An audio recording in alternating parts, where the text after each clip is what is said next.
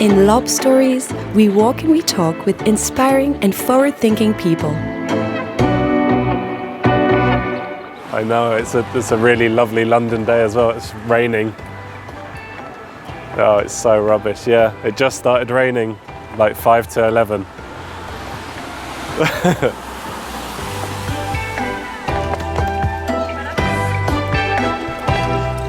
In this second episode, we walk on Savile Row in London with tailor Fred Nieddu. We talk bespoke suits, English weather and suede loafers. Welcome to the John Lobb podcast. My job is a bespoke tailor, a pattern cutter, a tailor. Roughly 13, 14 years.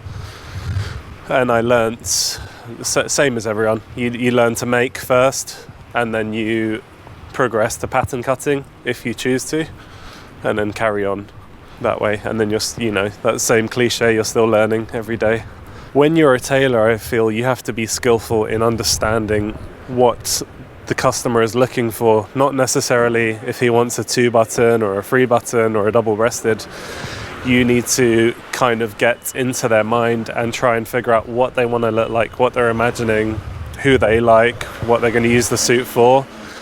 And then I feel like only then that you'll provide something they actually want. Before starting the process, we speak a lot. We talk about what they're going to use the suit for, what they need it for, what they're happy with, if they've had a suit before, if it was uncomfortable, if they like soft shoulders, if they like a more structured shoulder. And then I try and cater everything to the client. I don't really impose my house style on anyone. I will try and cut something bespoke, something truly bespoke for them. When you make a suit for someone, you generally, whether you like or appreciate them, you have common ground in terms of the suit. So you are working with them to create something that they have ordered from you. So it's kind of your job to like them or give them time. Even if, even the most horrible person has, I'm surely you'll find something to talk about within that small period of time when you're making a suit for them. I think it's always important to see what shoes someone's wearing. It's normally a telling sign of what they're interested in. So if someone was wearing some incredibly cheap shoes and they came to you for a bespoke suit, then maybe they've saved up for the suit for ages, for their wedding or something like that. If they're wearing some super old, beautiful John Lobb loafers, then they've probably had a lot of suits previously made. So it's kind of a telling sign. You know where you stand with that person. You know what they're perhaps into. You can probably tell from the colour how kind of classic they are or not classic. So it definitely helps. It helps me to know what to offer them and also the type of cut to offer them. I think to be a good tailor, you do have to be creative. You have to think past your system, which, like we said earlier, anyone can learn. You have to look at people's proportions. You have to look at your pattern and see what looks right. If something doesn't look right, it's probably, it's completely wrong. Although your system may tell you that's how it should be, it's invariably it will be wrong.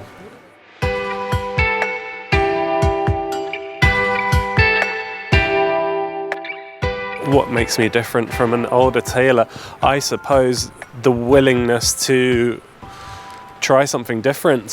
When I was learning, I learnt how to cut trousers, then waistcoats, then jackets, overcoats, morning coats, and then you progress and you think, I want something different and I want to do something that someone else doesn't. So I was trying to find out how to cut raglan coats, and I went all around Savile Row asking all the old tailors, can you show me, do you know how to cut these?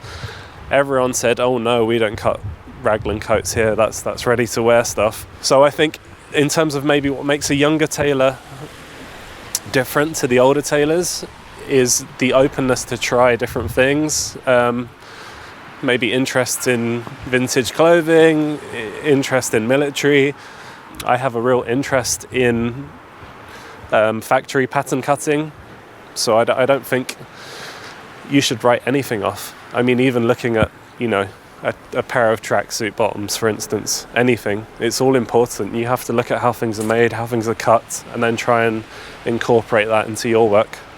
In terms of cutting the style of the suit, I'm fairly flexible to what they want, but if they have super round toe, big chunky shoes, then I may suggest a slightly wider leg, just so it's all more proportional. Otherwise it might start to look a bit clumpy on the bottom. And again, the same with like a very slim, elongated foot. If they have that type of shoe, or a hole cut, or a lace up of some sort, then maybe the trouser could be slightly slimmer.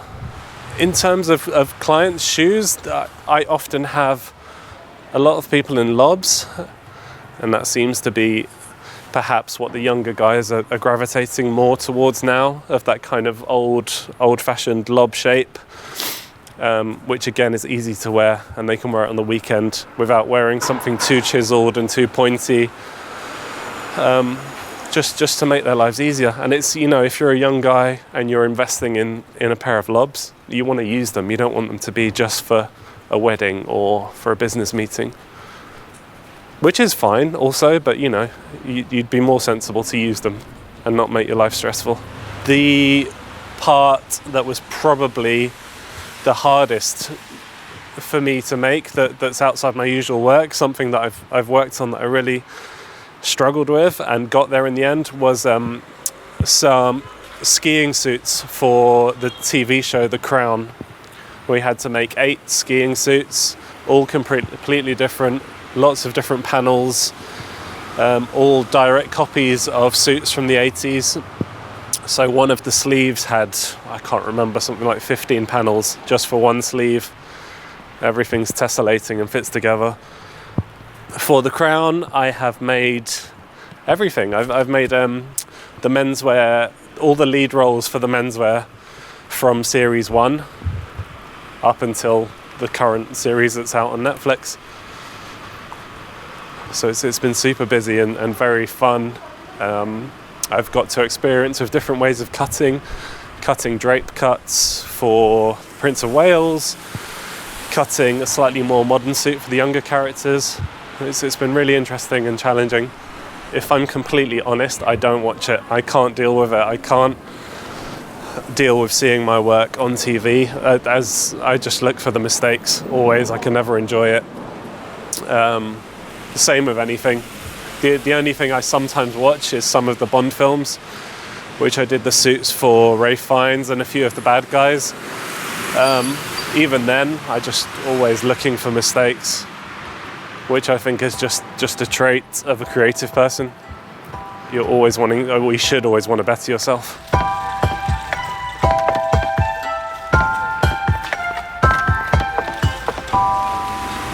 Today I am wearing a pair of John Lobb boots, which is perfect because London is cold and raining.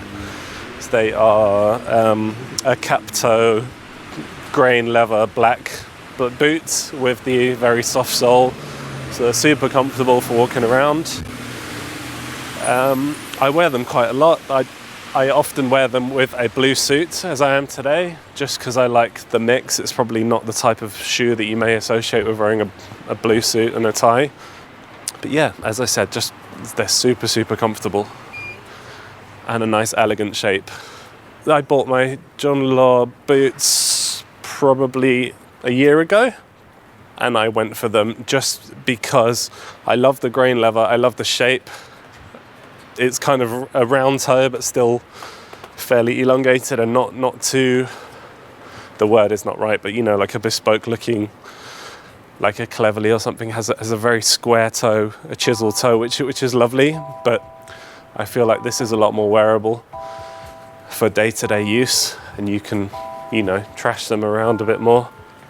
You can wear them with a pair of jeans, pair of corduroys, trousers, suits, anything. Super, super easy.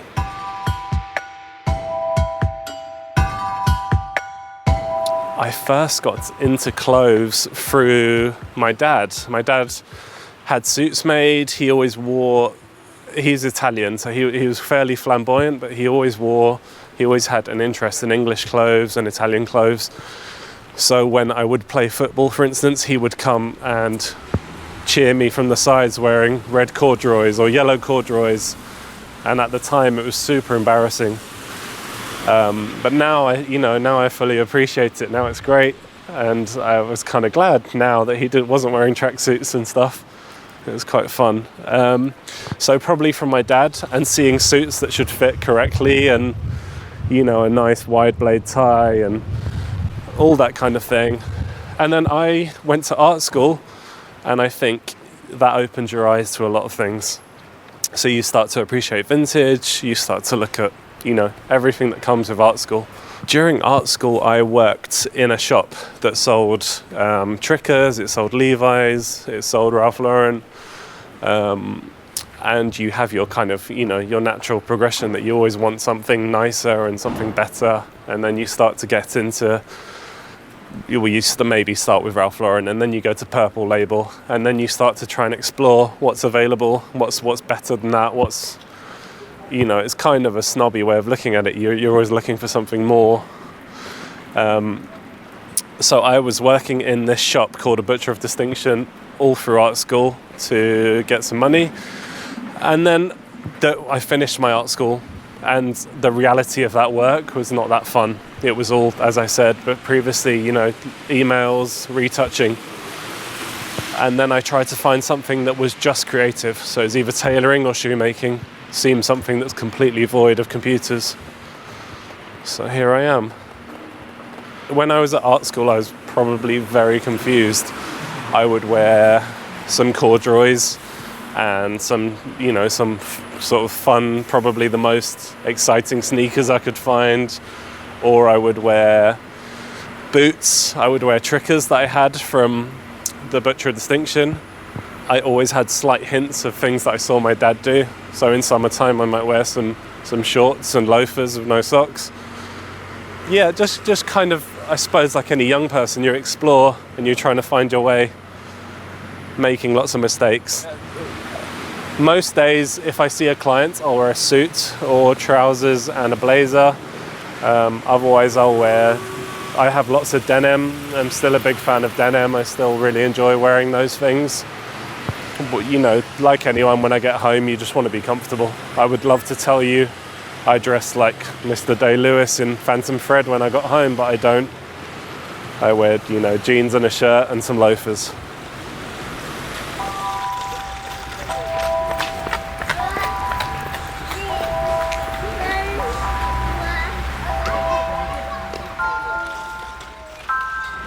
I think wearing a suit needs to be, I think the main thing is that you're comfortable wearing your suit.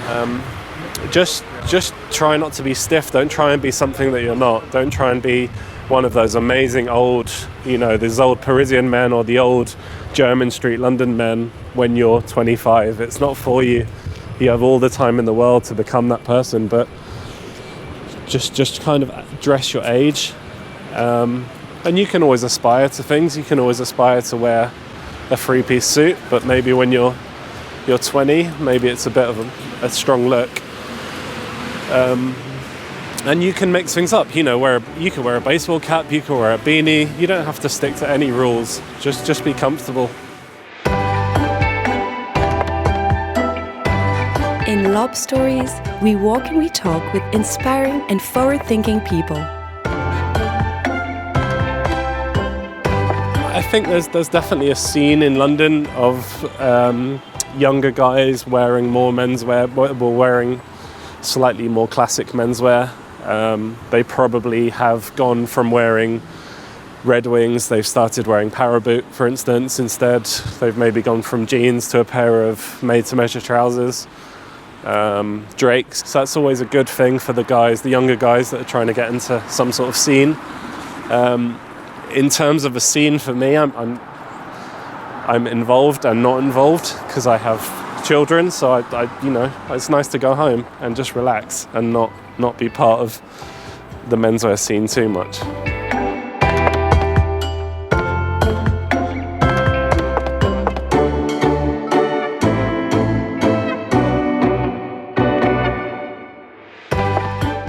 My next pair of Lobbs would ideally be a nice pair of dark brown or black Lopez loafer.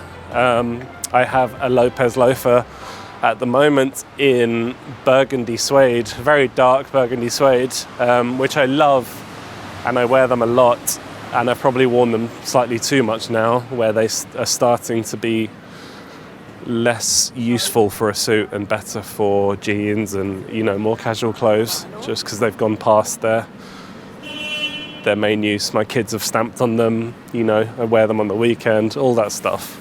They're still lovely, I still love them, but yeah, a nice pair of smart loafers would be great. I think a black one, you could wear it with anything. I'm always more a fan of a black loafer more than a brown.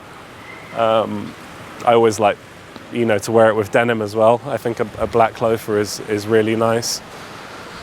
Yeah, I think you could wear it with any suit, really. I don't think you'd be limited. Obviously, maybe not a dinner suit. You should choose something different. But otherwise, it's good. I think being interested in clothes is a disease, and it's never going to go. I think it probably gets worse in anything. You become probably more set in your ways and more snobby and less willing to have something that before you'd say, okay, well maybe I'll have it, and then in the future I'll get this other thing. I think you just get worse, and you just want what you want, and you know what you like. So the older you get, it's probably worse.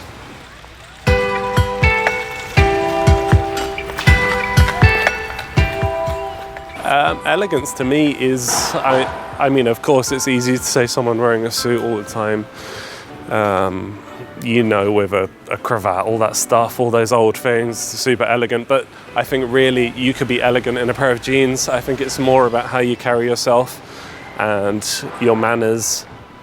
Manners are super important. Please, thank you, hold the door for someone, just be polite, just be nice to people, and then the elegance will come.